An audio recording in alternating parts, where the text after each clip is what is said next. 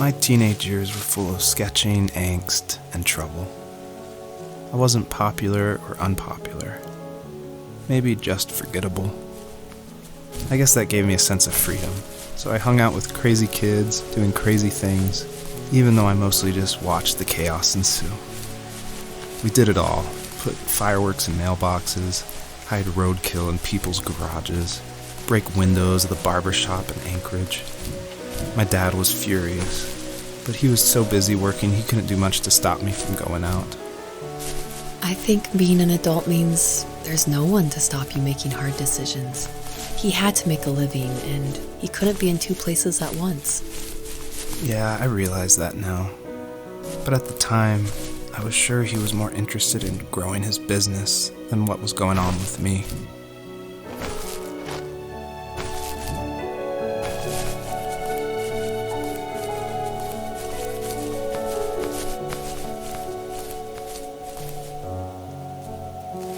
He was working another late night, and my friends were over, saying how bored they were and how they had come all the way out to my house for nothing. One of them mentioned how that old, ugly beyond belief truck was still in the garage, and how we should take it for a spin. I was only 15, so I kind of fought it for a while. The next thing I knew, we were careening around the mountain path, rocks spitting onto the sides of the cliff, while my dad's cringeworthy bluegrass blared out the speakers. I drove while my friends were in the back of that yellow and purple truck, throwing beer bottles and trash at anything remotely interesting. Felt like I was soaring in the air with borrowed wings. But all good things have endings. A cop outside of Eagle River pulled us over after he saw us in a bottle rocket into someone's yard. What followed was a long night of talking to disappointed adults and feeling smaller than ever.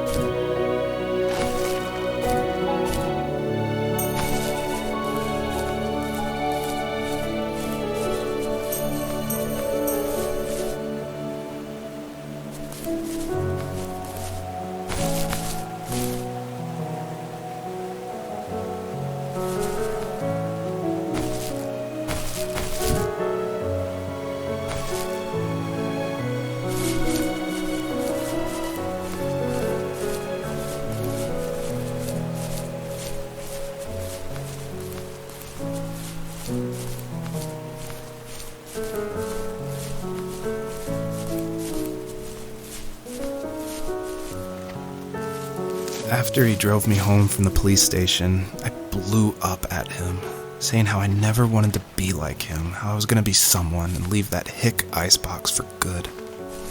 He just looked forward at the road with tired eyes. I took out that bluegrass tape from the cassette deck and chucked it out the window. In my sage teenage wisdom, I thought I had proved the ultimate point. But my dad had a different idea. He slammed the brakes, slowly bowed his head while gripping the steering wheel, and finally looked at me. All he said, like it was a polite request, was, "Make this right." I sat there in silence, fuming, but I eventually got out and combed every square inch of the woods, muttering profanity after profanity. I found it 30 minutes later, near a small waterfall off the road. I went back to the truck, put the wet tape back in, and sure enough it worked. We didn't speak another word to each other the rest of the night. Wow, I knew you were a crazy teenager, but... It's hard to believe, isn't it? It surprises me too. It's like I didn't really know who that kid was back then. I bet my dad thought the same thing over and over. It's almost like he was saying, "Make this right," to himself, more than to me.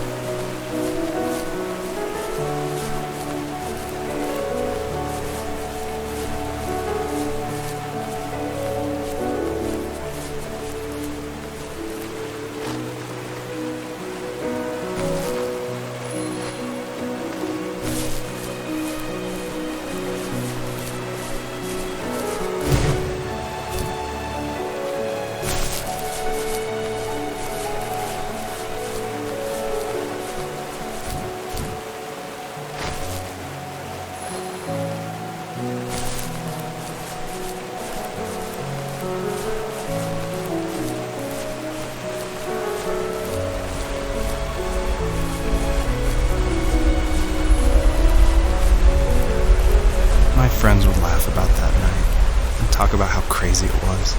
And I laughed along, pretending it didn't bother me. But it did.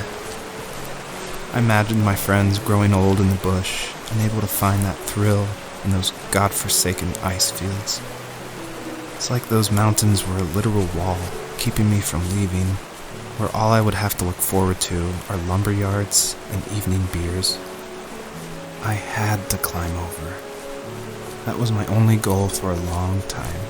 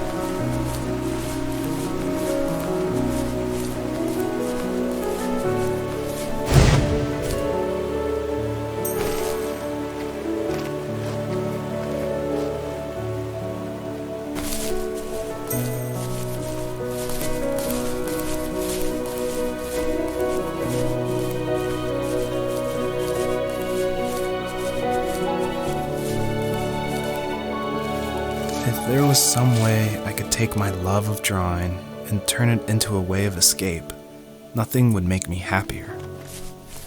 I wanted to create instead of tearing trees down. I wanted to move to the lower 48, not because I hated it there in Alaska, but I hated the idea of it. It's like all of that spite inside me had created this monster which followed me around my whole teenage years. I put so much energy into doing what others didn't expect of me.